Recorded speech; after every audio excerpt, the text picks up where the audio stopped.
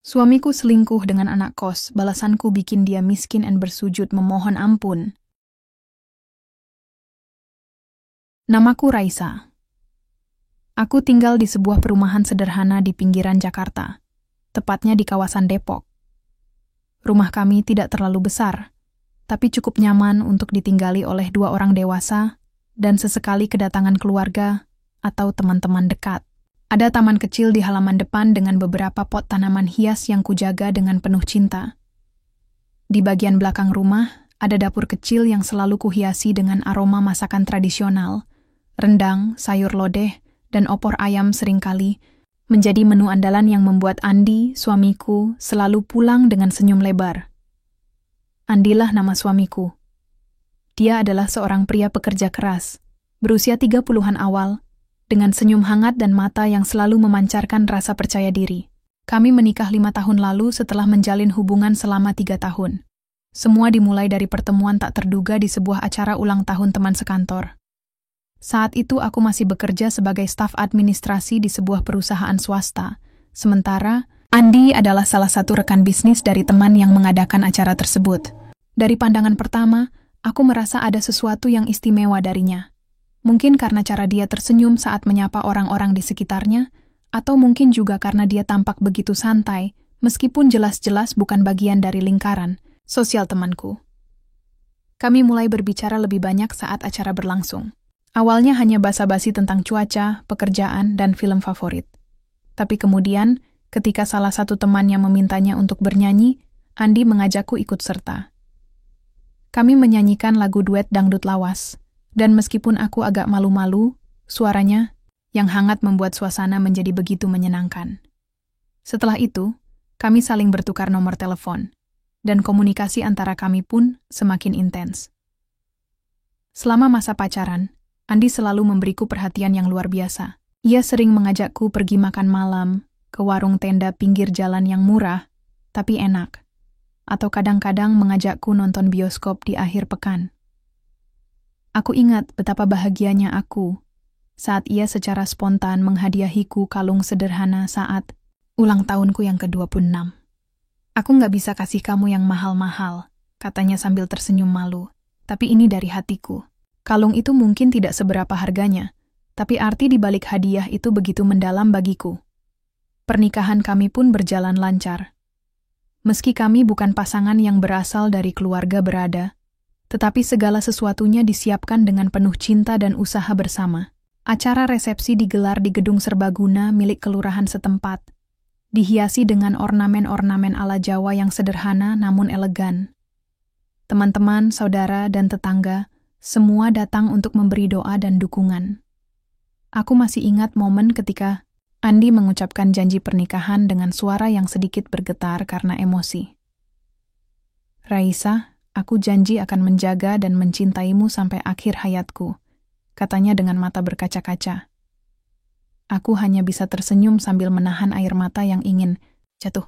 Hidup kami setelah menikah juga penuh dengan kebahagiaan. Meskipun kami harus menghadapi berbagai tantangan, seperti tekanan ekonomi dan kebutuhan hidup sehari-hari, kami selalu saling mendukung. Andi bekerja sebagai karyawan di sebuah perusahaan konstruksi, sementara aku memilih untuk fokus mengurus rumah tangga dan membantu ibu-ibu di lingkungan sekitar dengan membuat kue dan camilan untuk dijual. Penghasilan kami memang tidak besar, tapi kami selalu berusaha menjalani hidup dengan rasa syukur. Namun, ada satu momen kecil yang seringkali kuingat belakangan ini, dan entah kenapa selalu meninggalkan rasa tidak nyaman di hatiku. Pada suatu malam, beberapa bulan setelah pernikahan kami, Andi tiba-tiba terlihat gelisah saat menerima telepon dari nomor tak dikenal. Aku tidak tahu siapa yang menelepon, tapi wajahnya langsung berubah menjadi tegang. Ketika kutanya siapa yang menelepon, dia hanya tersenyum tipis dan berkata, "Hanya teman kantor, sayang. Nggak penting kok." Aku percaya padanya saat itu. Tapi sekarang, setelah semua yang terjadi, aku tidak bisa berhenti memikirkan panggilan telepon itu. Apakah itu benar-benar hanya teman kantor? Ataukah ada sesuatu yang lebih besar yang tersembunyi di balik senyum manis dan sikap baiknya? Hari-hari indah yang pernah kujalani bersama Andi terasa seperti mimpi yang semakin lama semakin jauh dari kenyataan. Aku masih tinggal di rumah yang sama, dengan taman kecil yang kini mulai jarang kusentuh. Bunga-bunga hias yang dulunya selalu kusiapkan untuk menyambut Andi pulang, kini banyak yang layu. Aku tidak lagi punya energi atau semangat untuk merawatnya. Hatiku juga sudah mulai layu, persis seperti mereka. Perubahan sikap Andi mulai terlihat sekitar 6 bulan lalu. Awalnya, hanya hal-hal kecil yang kupikir wajar saja. Mungkin karena tekanan pekerjaan atau tanggung jawab barunya di kantor. Dia sering pulang larut malam, kadang-kadang bahkan sampai tengah malam. Alasannya selalu sama. Ada rapat mendadak, sayang, atau aku harus menyelesaikan proyek penting ini. Tapi ada sesuatu dalam nada suaranya yang membuatku merasa dia sedang berbohong. Bukan hanya itu, setiap kali aku bertanya lebih lanjut tentang pekerjaannya, dia selalu menghindar dengan alasan lelah atau ingin istirahat. Aku mencoba memaklumi awalnya. Toh, Andi adalah pria yang bekerja keras demi masa depan kami. Namun, semakin lama, rasa curiga di hatiku semakin besar. Ada yang tidak beres, dan aku tidak bisa lagi mengabaikannya. Kejadian pertama yang benar-benar membuatku waspada terjadi ketika aku sedang membersihkan kamarnya. Saat itu, aku menemukan struk belanja parfum wanita di saku celana kerjanya. Parfum itu bukan merek murah, bahkan harganya cukup mahal untuk ukuran dompet kami. Jantungku langsung berdebar keras saat membaca nama produknya di struk tersebut. Apa maksudnya? Kenapa suamiku membeli parfum wanita? Aku menunggu Andi pulang malam itu dengan perasaan campur aduk antara marah, bingung, dan cemas. Ketika dia akhirnya masuk ke rumah sekitar pukul 10 malam, aku langsung menghadapinya dengan struk itu di tangan. Kenapa ada struk parfum wanita di sini, Andi? Tanyaku dengan suara gemetar, berusaha menahan air mata agar tidak jatuh.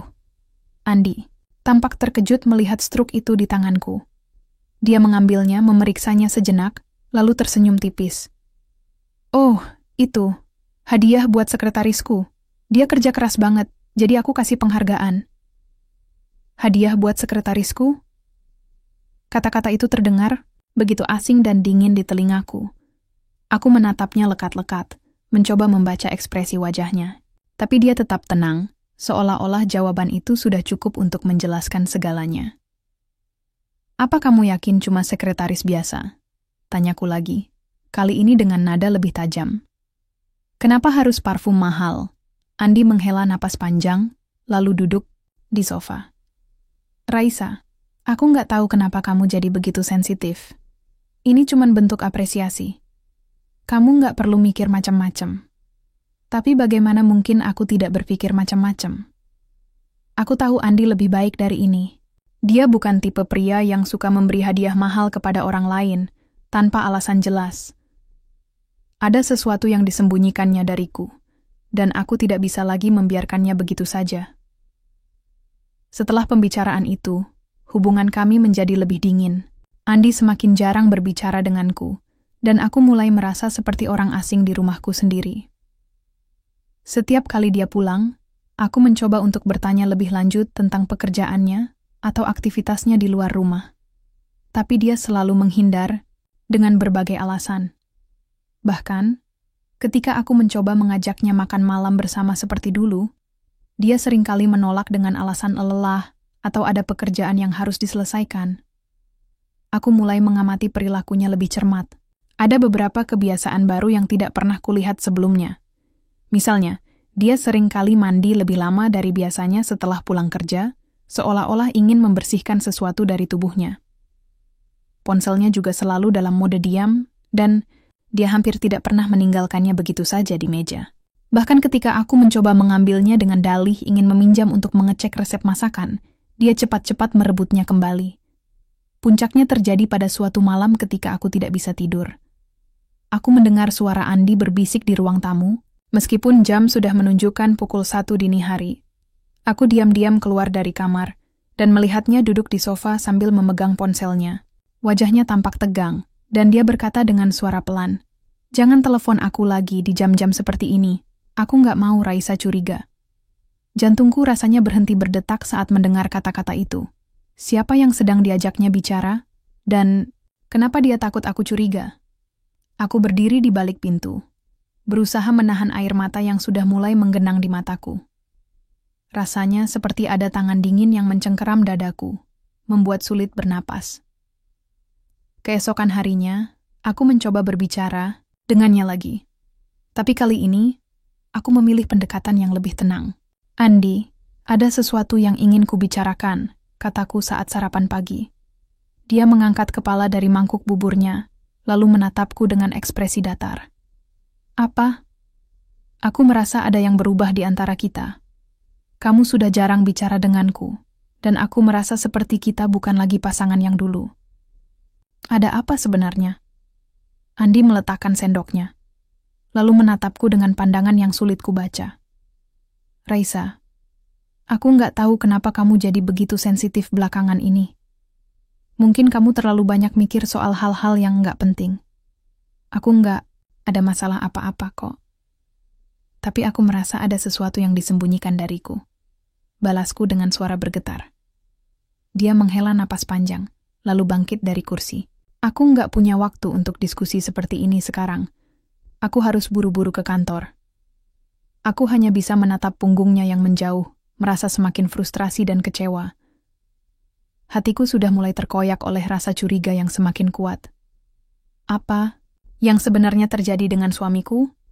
Kenapa dia berubah begitu drastis? Hari-hari berikutnya berjalan seperti mimpi buruk yang tidak kunjung usai. Setiap kali aku melihat Andi, rasanya seperti melihat orang asing yang tinggal di rumahku.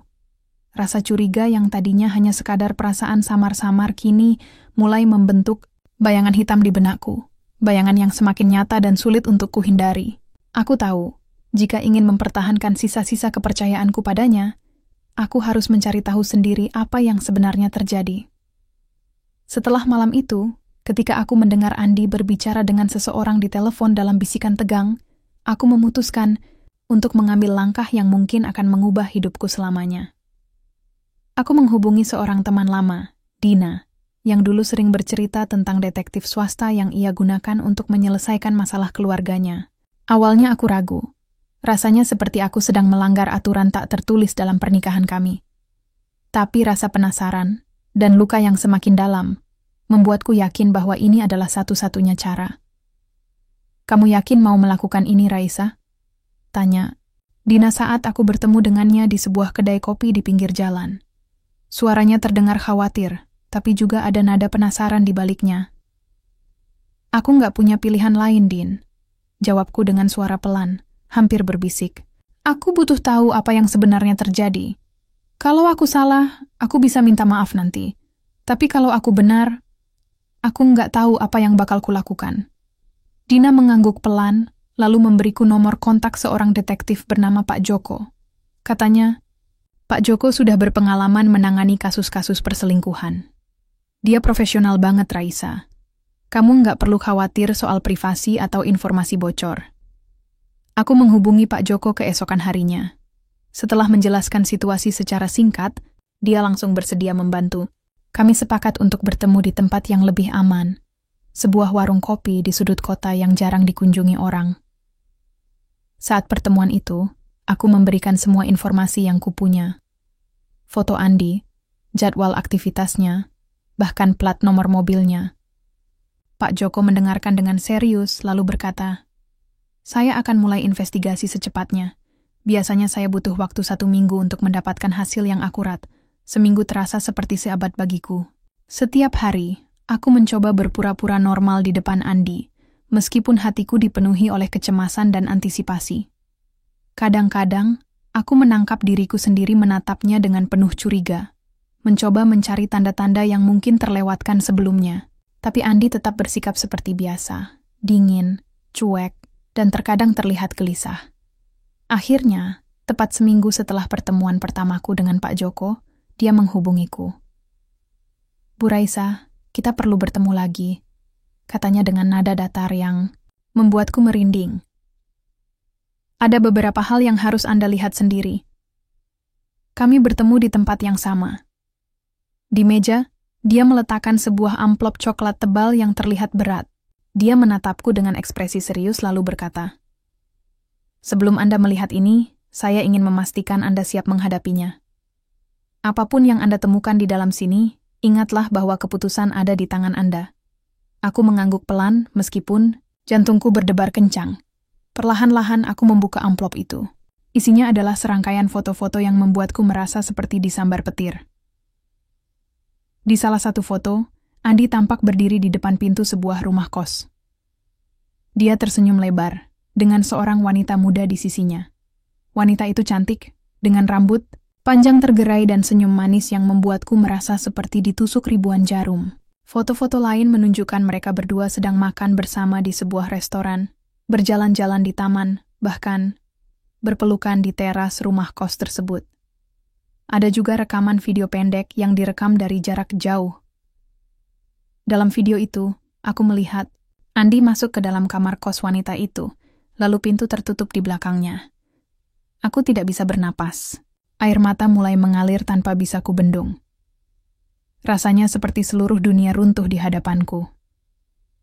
Betapa bodohnya aku selama ini, berusaha memaklumi sikap dingin Andi, berusaha percaya pada alasan-alasannya yang tidak masuk akal. Ternyata, semua itu hanyalah topeng untuk menutupi kebohongan besar yang telah dia bangun di belakangku. Pak Joko menepuk pundakku pelan, mencoba menenangkan. Maafkan saya, Bu Raisa. Saya tahu ini pasti sangat berat untuk Anda. Aku tidak bisa berkata apa-apa. Semua kata-kata terasa begitu kosong di tenggorokanku.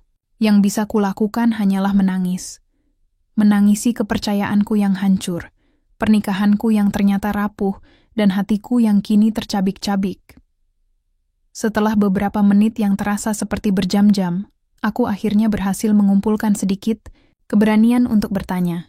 Siapa wanita itu? Pak Joko memberiku nama dan alamatnya. Namanya Nisa, seorang mahasiswi yang tinggal di rumah kos tak jauh dari kantor Andi. Menurut informasi yang didapat Pak Joko, Nisa dan Andi sudah menjalin hubungan selama beberapa bulan. Mereka sering bertemu di jam-jam pulang kerja, kadang-kadang di restoran, kadang-kadang langsung ke rumah kos Nisa. Aku tidak tahu bagaimana aku bisa pulang ke rumah malam itu. Semua terasa seperti kabut tebal yang menyelimuti pikiranku. Aku hanya ingat duduk di kursi ruang tamu, memegang foto-foto itu erat-erat, sementara air mata terus mengalir tanpa henti. Hatiku sakit, sangat sakit. Rasanya seperti ada lubang besar di dalam dadaku, menghisap semua kebahagiaan yang pernah kurasakan bersama Andi. Esok paginya, Andi pulang ke rumah seperti biasa. Dia tersenyum padaku, seolah-olah tidak ada yang berubah. Tapi kali ini, aku tidak bisa lagi memandangnya dengan mata yang sama. Aku menatapnya dengan dingin, lalu melemparkan amplop coklat itu ke depan wajahnya. Inilah yang kamu sembunyikan dariku selama ini, Andi? Tanyaku dengan suara bergetar, tapi penuh kemarahan. Ini? Andi membuka amplop itu dengan tangan gemetar. Ketika dia melihat isi fotonya, wajahnya langsung memucat.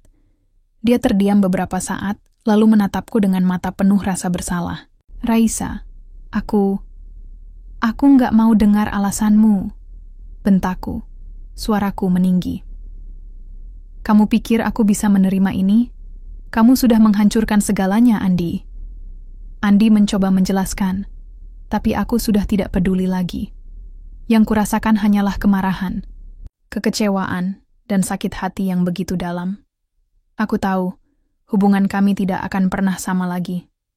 Dan di tengah semua rasa sakit itu, satu tekad kuat mulai tumbuh di dalam hatiku. Aku akan membalas semua ini. Setelah malam itu, ketika aku melemparkan amplop coklat berisi bukti perselingkuhan Andi ke wajahnya, sesuatu di dalam diriku berubah. Aku tidak lagi merasa seperti wanita yang lemah dan terluka. Sebaliknya, ada api baru yang menyala di dalam dadaku. Api dendam yang membara, siap untuk membakar segala sesuatu yang pernah aku anggap suci dalam pernikahanku. Aku tidak akan membiarkan Andi lolos begitu saja dari semua ini. Aku harus membalas, dan aku harus melakukannya dengan cara yang membuatnya menyesal seumur hidup. Namun, aku tahu bahwa balas dendam tidak bisa dilakukan sembarangan. Aku harus cerdas, strategis, dan sabar. Tidak cukup hanya dengan mengungkapkan kebenaran kepada keluarga atau teman-temannya. Aku ingin lebih dari itu. Aku ingin Andi merasakan apa artinya kehilangan segalanya. Harta, harga diri, bahkan mungkin Nisa, wanita yang telah merebutnya dariku. Aku mulai menyusun rencana dengan hati-hati. Langkah pertama adalah mempelajari semua aset Andi. Aku sudah lama tahu bahwa dia menyimpan beberapa tabungan rahasia atas nama pribadinya, meskipun kami biasanya menggunakan satu rekening bersama untuk kebutuhan rumah tangga. Aku juga tahu bahwa dia memiliki beberapa properti yang dikelolanya sendiri tanpa memberitahuku. Semua informasi ini kudapatkan dari dokumen-dokumen yang tersimpan rapi di lemari kerjanya, yang selama ini kukira hanya berisi laporan pekerjaan. Aku memutuskan untuk mencari bantuan. Tentu saja, tidak dari orang-orang dekat seperti Dina, karena aku tidak mau ada yang tahu tentang rencanaku. Setidaknya belum saat ini. Sebagai gantinya, aku menghubungi Pak Joko, detektif swasta yang membantuku mengungkap perselingkuhan Andi. Setelah menjelaskan niatku padanya, dia awalnya ragu, tapi akhirnya setuju untuk membantu dengan syarat aku bertindak secara legal. Bu Raisa, saya bisa membantu Anda mendapatkan informasi tambahan tentang aset-aset Pak Andi, katanya saat kami bertemu di warung kopi yang sama. Tapi ingat, apapun yang Anda lakukan, pastikan itu tidak melanggar hukum. Kalau sampai ketahuan, Anda bisa kena masalah. Aku mengangguk pelan, meskipun dalam hati aku sudah siap menanggung risiko apapun demi keadilan. Aku cuma butuh informasi-informasi penting, Pak Joko. Selebihnya, aku akan urus sendiri. Pak Joko memberiku daftar lengkap aset-aset Andi, termasuk nomor rekening bank, alamat properti yang dimilikinya, bahkan beberapa detail tentang bisnis sampingan yang dia jalankan tanpa sepengetahuanku. Aku juga menemukan bahwa Andi seringkali menggunakan jasa seorang pengacara untuk mengurus dokumen-dokumen bisnisnya. Pengacara itulah yang menjadi targetku selanjutnya. Aku menghubungi pengacara tersebut, seorang pria parubaya bernama Mas Budi. Awalnya, percakapan kami berlangsung formal, dengan dia mencoba menjaga sikap profesional. Namun, ketika aku menunjukkan bukti-bukti perselingkuhan Andi serta dokumen-dokumen asetnya, ekspresi Mas Budi langsung berubah. Bu Raisa, ini benar-benar serius, katanya sambil memeriksa dokumen-dokumen yang kuberikan. Kalau ini bocor ke publik, reputasi Pak Andi bisa hancur. Itu bukan urusan saya, balasku dingin. Yang saya inginkan cuma satu, ubah semua aset itu atas nama ibuku. Kalau kamu nggak bisa melakukannya, aku bakal cari pengacara lain. Mas Budi tampak ragu-ragu, tapi akhirnya dia setuju untuk membantu. Dia menjelaskan bahwa proses transfer aset akan membutuhkan waktu beberapa minggu, tapi aku yakin hasilnya akan sepadan dengan usaha ini. Selain itu, aku juga meminta Mas Budi untuk menyiapkan dokumen-dokumen lain sebagai cadangan jika aku memutuskan untuk melaporkan Andi ke polisi atas tuduhan korupsi di perusahaan tempatnya bekerja. Aku tahu bahwa hal ini bisa menjadi senjata pamungkas jika rencana utamaku gagal. Sementara itu, aku juga mulai mempersiapkan langkah-langkah lain untuk memastikan Andi benar-benar merasakan dampak dari balas dendamku. Aku menghubungi beberapa teman lamaku yang bekerja di media sosial, meminta mereka untuk membantu menyebarkan informasi tentang perselingkuhan Andi jika diperlukan. Aku tahu bahwa Andi sangat peduli dengan reputasinya, dan ide untuk namanya ternoda di mata publik pasti akan membuatnya panik. Setiap hari, aku berusaha untuk tetap tenang di depan Andi. Meskipun hatiku dipenuhi oleh kemarahan dan kebencian, aku mencoba bersikap normal agar dia tidak curiga. Aku masih tinggal di rumah yang sama, masih memasak untuknya, dan masih berbicara dengannya seperti biasa. Tapi di balik senyum tipisku, aku sedang merencanakan kejatuhan yang sempurna untuknya. Suatu malam, ketika Andi pulang lebih awal dari biasanya, aku memutuskan untuk mengujinya. Kami sedang makan malam bersama, dan suasana terasa begitu canggung. Akhirnya, aku memulai pembicaraan dengan nada santai. Andi, aku mikir-mikir, mungkin kita butuh liburan bareng, kataku sambil tersenyum manis. Kita sudah lama nggak pergi kemana-mana, kan? Andi menatapku dengan ekspresi heran. Liburan? Sekarang? Kamu yakin? Ya, kenapa enggak? Mungkin kita bisa ke Bali atau Lombok. Kita bisa refreshing sejenak dari semua tekanan ini, jawabku, sambil mencoba menyembunyikan getar emosi di suaraku. Andi terdiam sejenak, lalu mengangguk pelan. Oke, kalau kamu mau, aku bisa atur jadwalnya minggu depan. Aku tersenyum puas dalam Hati, liburan ini akan menjadi kesempatan sempurna bagiku untuk melaksanakan tahap terakhir dari rencanaku. Aku tahu bahwa Andi tidak akan bisa melarikan diri dari apa yang sudah aku siapkan untuknya. Namun, di tengah semua perencanaan ini, ada satu hal yang terus mengganggu pikiranku. Nisa. Wanita itu. Siapa sebenarnya dia? Apakah dia benar-benar mencintai Andi? Atau hanya memanfaatkannya? Aku tahu bahwa aku tidak bisa sepenuhnya fokus pada balas dendam jika masih ada misteri yang belum terpecahkan tentang hubungan mereka. Aku memutuskan untuk mencari tahu lebih banyak tentang Nisa. Dengan bantuan Pak Joko, aku mendapatkan informasi tentang latar belakangnya. Ternyata, Nisa adalah seorang mahasiswi yang berasal dari keluarga kurang mampu. Dia tinggal di kos-kosan sederhana, dan meskipun dia terlihat cantik dan ceria, ada sesuatu yang aneh dalam perilakunya. Beberapa saksi di lingkungan kosnya mengatakan bahwa Nisa sering terlihat gelisah dan jarang berbicara dengan tetangga-tetangganya. Aku mencatat semua informasi ini dalam buku harianku, memikirkan bagaimana aku bisa melibatkan Nisa dalam rencana balas dendamku. Mungkin dia bisa menjadi kunci untuk menghancurkan Andi sepenuhnya. Namun, di tengah semua rencana ini, ada satu pertanyaan yang terus menghantui pikiranku. Apakah aku akan bisa kembali menjadi diriku yang dulu setelah semua ini selesai? Ataukah aku akan terjebak dalam pusaran kebencian yang tak ada habisnya? Hari yang kulakukan semua ini akhirnya tiba. Semua rencana yang kususun selama berminggu-minggu, semua keputusan yang kubuat di tengah malam-malam penuh air mata, semuanya akan segera terwujud. Aku sudah tidak sabar untuk melihat wajah Andi ketika dia menyadari bahwa hidupnya yang nyaman, hidup yang telah dia bangun dengan mengorbankan pernikahan kami, akan runtuh dalam sekejap. Liburan ke Bali adalah bagian dari rencanaku. Aku memilih tempat itu bukan hanya karena aku ingin memberinya kesan bahwa segalanya baik-baik saja, tapi juga karena aku tahu Bali adalah salah satu lokasi favorit Andi. Dia sering bercerita tentang betapa indahnya pantai-pantainya, betapa damainya suasana di sana, dan bagaimana dia selalu ingin membawaku ke sana suatu hari nanti. Hari itu akhirnya tiba, tapi bukan untuk alasan yang dia harapkan. Kami berangkat pada pagi hari, naik pesawat yang sudah kubuking jauh-jauh hari. Andi tampak lega, mungkin karena dia merasa hubungan kami mulai membaik setelah konfrontasi beberapa minggu lalu. Tapi aku tahu betul bahwa senyumnya itu hanyalah topeng yang akan segera terlepas. Saat kami tiba di hotel, aku langsung mengambil inisiatif untuk memesan 2 kamar terpisah.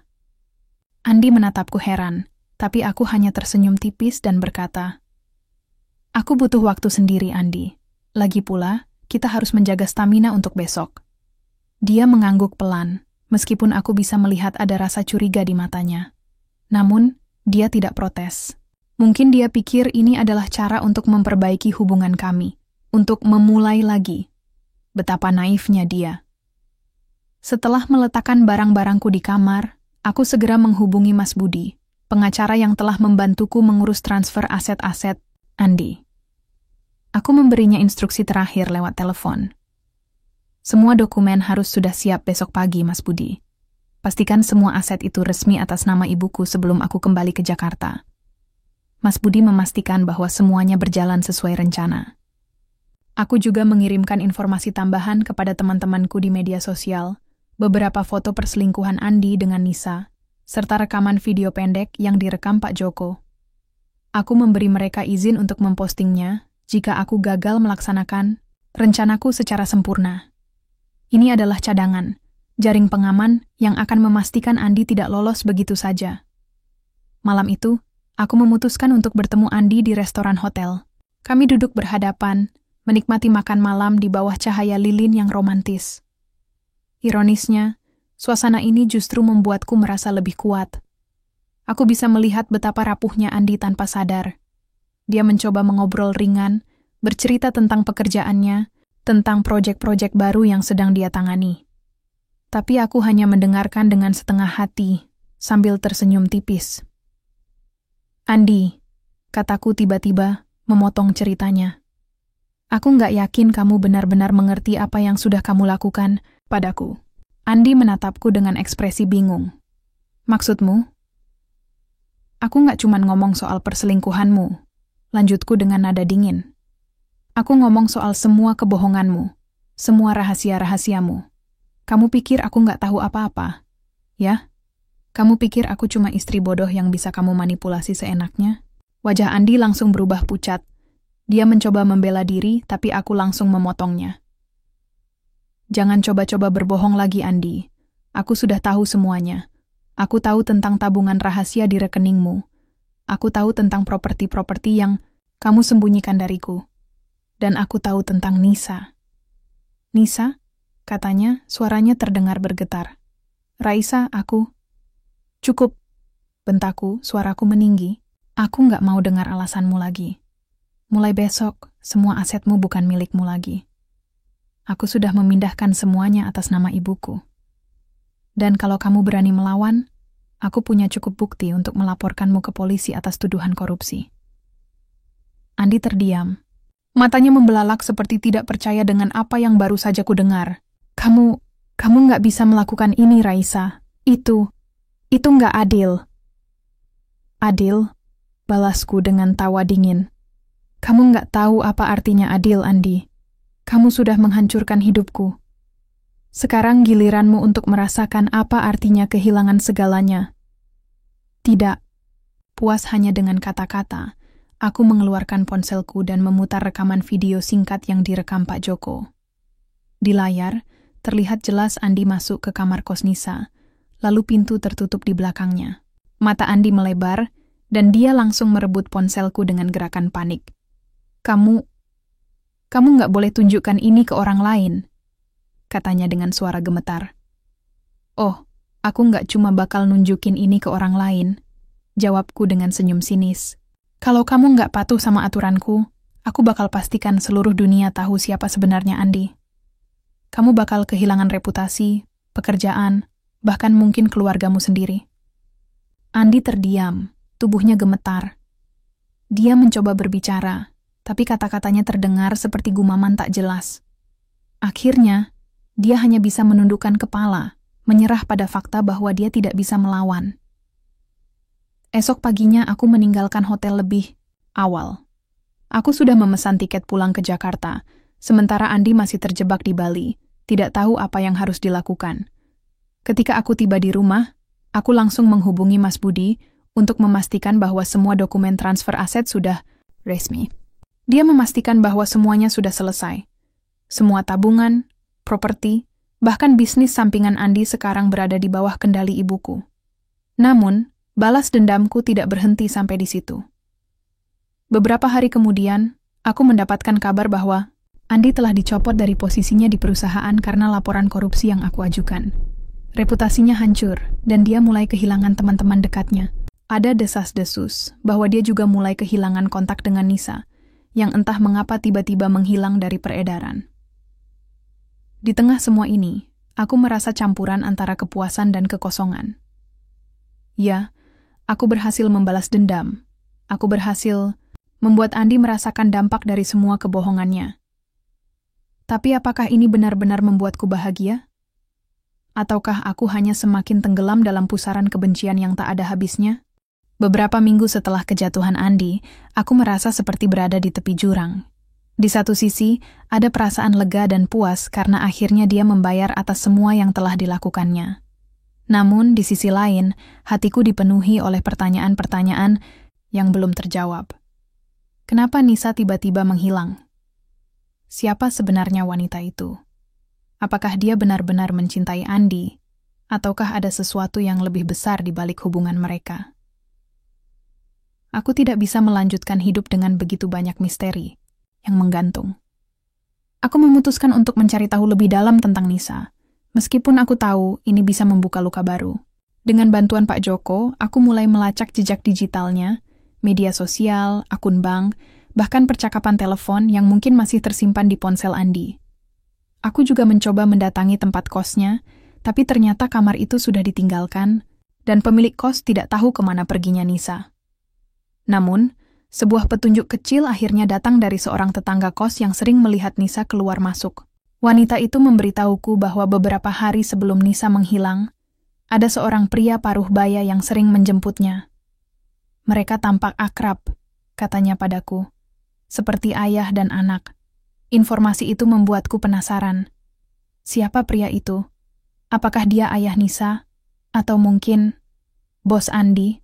Aku ingat bahwa Andi pernah bercerita tentang mantan bosnya yang sangat keras kepala dan suka menyimpan dendam. Tapi apa hubungannya pria itu dengan Nisa? Aku memutuskan untuk menggali lebih dalam tentang masa lalu Andi di perusahaan lamanya. Setelah melakukan beberapa investigasi kecil-kecilan, aku menemukan fakta mengejutkan.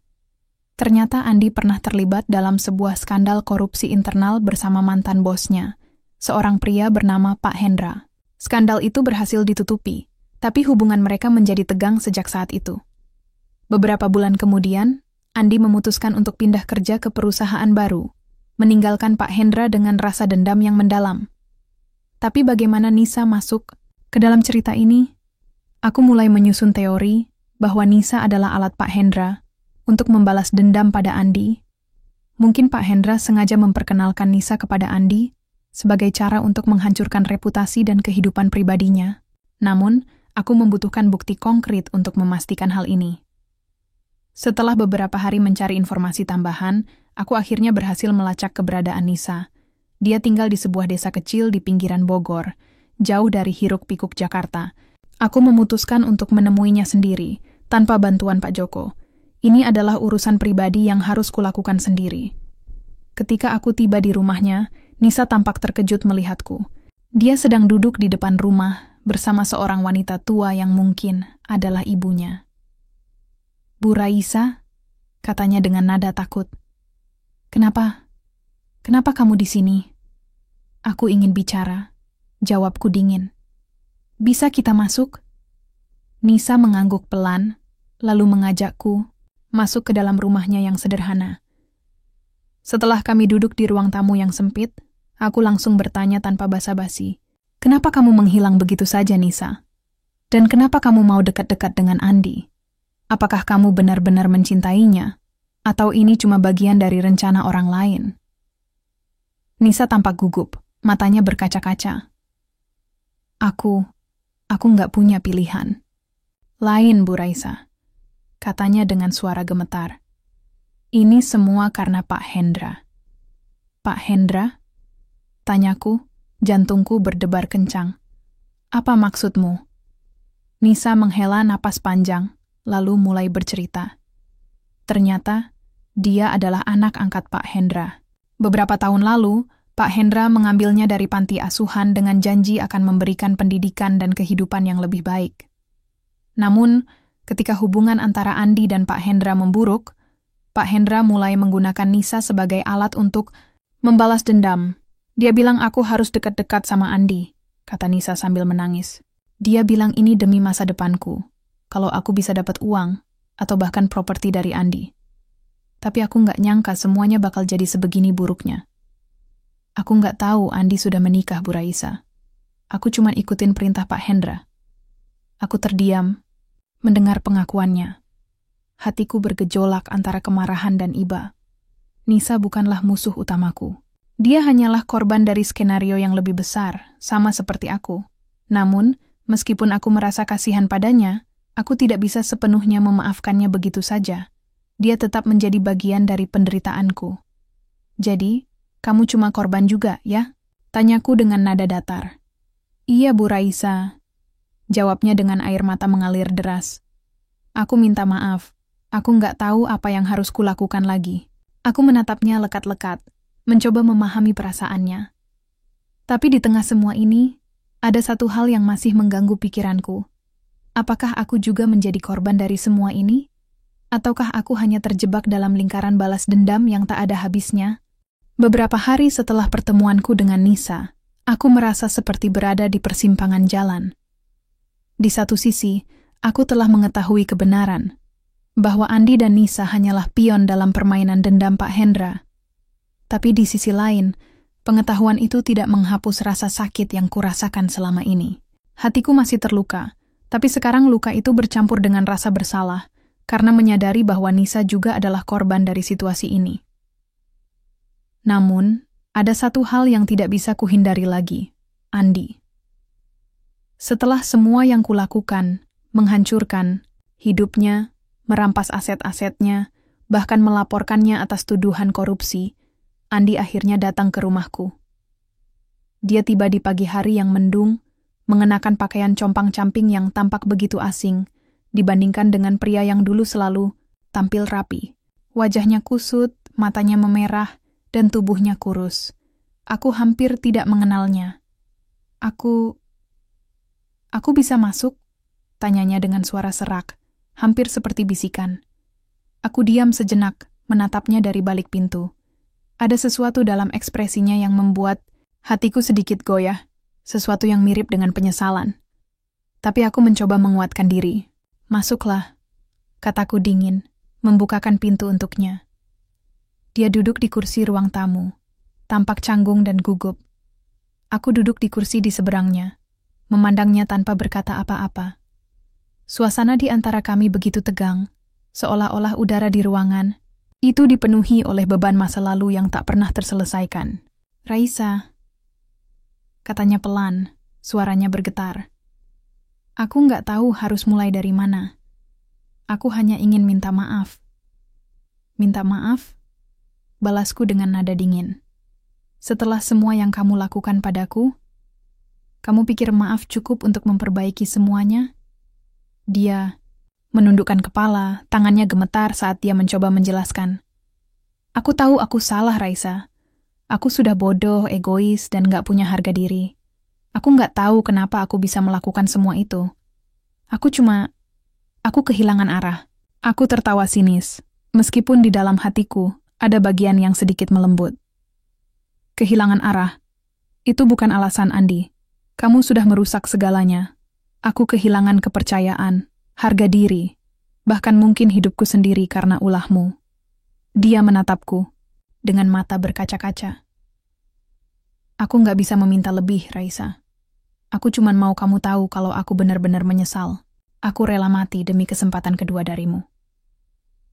Kalimat itu membuatku terdiam. Aku tidak tahu harus berkata apa. Bagian dari diriku ingin marah, ingin meluapkan semua kemarahan yang tersisa. Tapi ada bagian lain dari diriku, bagian yang lemah dan rapuh yang mulai mempertanyakan, apakah aku benar-benar bisa melanjutkan hidup dengan membenci Andi selamanya? Andi, kamu tahu nggak apa yang kamu lakukan padaku? Tanyaku pelan, suaraku mulai bergetar. Kamu nggak cuma mengkhianati aku sebagai istri. Kamu menghancurkan kepercayaan yang sudah kita bangun bertahun-tahun. Kamu membuat aku merasa seperti sampah, seperti aku nggak berharga. Dia menangis, air mata mengalir deras di pipinya. Aku tahu, Raisa. Aku tahu aku brengsek. Tapi aku mohon, beri aku kesempatan. Aku janji akan memperbaiki semuanya. Aku nggak akan pernah menyentuh wanita lain lagi. Aku cuma ingin kembali ke keluarga kita. Aku menatapnya lama, mencoba membaca ekspresi wajahnya. Apakah dia benar-benar menyesal? Ataukah ini hanya sandiwara lain untuk mendapatkan belas kasihanku? Tapi entah kenapa, aku merasa ada kejujuran dalam tatapan matanya. Mungkin, hanya mungkin, dia memang benar-benar menyesal. Namun, aku tidak bisa langsung memaafkannya. Aku nggak janji apa-apa, Andi, kataku akhirnya. Tapi kalau kamu bisa membuktikan bahwa kamu layak dipercaya lagi, mungkin suatu hari nanti aku akan mempertimbangkan untuk memaafkanmu. Dia mengangguk cepat, matanya masih basah. Terima kasih, Raisa. Terima kasih banyak. Aku nggak akan mengecewakanmu lagi. Setelah dia pergi, aku duduk sendirian di ruang tamu, memikirkan semua yang baru saja terjadi. Apakah aku membuat keputusan yang tepat? Apakah memberinya kesempatan adalah langkah yang bijak? Ataukah aku hanya membiarkan diriku terjebak dalam harapan kosong? Beberapa minggu setelah pertemuan itu, aku mulai mencoba memahami apa arti semua ini bagi hidupku. Aku tidak bisa mengatakan bahwa semuanya sudah kembali normal. Bagaimana mungkin bisa normal lagi setelah semua yang terjadi? Namun, ada perubahan kecil dalam cara Andi mendekatiku. Dia tidak lagi datang ke rumah dengan permintaan maaf yang berlebihan atau tindakan dramatis. Sebaliknya, dia mulai menunjukkan usaha nyata untuk memperbaiki hubungan kami. Dia sering mengirimiku pesan singkat, hanya untuk menanyakan kabarku, atau memberitahuku bahwa dia sedang bekerja keras untuk memulihkan reputasinya. Kadang-kadang, dia juga mengirimkan bunga atau makanan kecil ke rumahku, meskipun aku tahu dia tidak punya banyak uang sekarang. Aku tidak pernah membalas pesannya atau menerima hadiah-hadiah itu dengan antusias, tapi aku juga tidak menolaknya sama sekali. Ada bagian dari diriku yang ingin melihat apakah dia benar-benar berubah atau hanya berpura-pura demi mendapatkan belas kasihanku. Namun, ada satu hal yang selalu mengganggu pikiranku. Apakah aku benar-benar bisa memaafkannya? Pertanyaan itu terus menghantuiku, seperti bayangan gelap yang tak pernah hilang. Setiap kali aku memikirkan senyum Andi dulu, tawa kami bersama di masa-masa bahagia, hatiku merasakan kerinduan yang mendalam. Tapi ketika aku ingat tentang perselingkuhannya, tentang malam-malam aku menangis sendirian karena merasa dikhianati, kemarahan itu kembali menyala. Aku tidak tahu harus bagaimana. Apakah aku bisa memulihkan hatiku yang sudah hancur? Ataukah aku hanya akan terjebak dalam siklus penderitaan yang tak ada habisnya? Suatu hari, saat aku sedang membersihkan ruang tamu, aku menemukan sebuah amplop coklat kecil di atas meja. Aku tidak ingat meletakkannya di sana. Dan rasanya aneh karena aku yakin belum pernah melihatnya sebelumnya. Dengan rasa penasaran yang campur aduk, aku membuka amplop itu perlahan-lahan. Di dalamnya, ada selembar kertas bertuliskan kalimat sederhana namun menusuk. Apakah kamu yakin semua sudah berakhir? Aku membaca kalimat itu berulang-ulang, merasakan bulu kudukku berdiri. Siapa yang menulis ini? Apa maksudnya? Pikiranku langsung dipenuhi oleh berbagai kemungkinan. Apakah ini ulah Pak Hendra? Atau mungkin Nisa? Atau jangan-jangan ini adalah peringatan bahwa Andi belum sepenuhnya jujur padaku? Aku mencoba menghubungi Pak Joko, detektif swasta yang telah membantuku sejak awal, untuk memastikan apakah ini bagian dari skenario yang lebih besar. Namun, dia tidak bisa memberikan jawaban pasti. Bu Raisa, katanya lewat telepon, saya nggak bisa memastikan siapa pelakunya tanpa informasi lebih lanjut. Tapi kalau saya boleh saran, hati-hati saja, jangan langsung percaya pada siapapun. Saran itu membuatku semakin waspada. Aku mulai memeriksa setiap sudut rumahku, mencari tanda-tanda keberadaan orang lain. Tapi tidak ada yang mencurigakan. Semua pintu dan jendela terkunci rapat, tidak ada jejak kaki atau barang-barang yang berpindah tempat. Namun, rasa tidak aman itu tetap menghantui. Aku tidak bisa tidur nyenyak malam itu, selalu merasa ada seseorang yang mengamati gerak-gerikku.